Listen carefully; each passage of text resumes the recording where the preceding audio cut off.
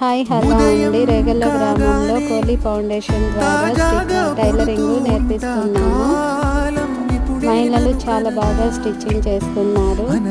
లేడీస్యే కాకుండా జెంట్స్ కూడా స్టిచ్ చేస్తున్నారు. చాలా అంటే చాలా చక్కగా స్టిచ్ చేస్తున్నారు. షర్ట్, దగ్గర బ్లౌజ్